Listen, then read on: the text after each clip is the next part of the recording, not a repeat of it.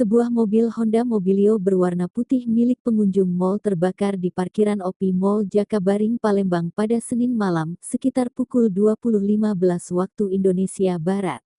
Para pengunjung OP Mall Jakabaring panik berhamburan keluar saat mengetahui mobil terbakar sendiri di pelataran parkir mal. Api berhasil dipadamkan menggunakan alat APAR dan hidran di lokasi. Petugas sempat kewalahan, tapi akhirnya api berhasil dikendalikan. Dugaan penyebab korslet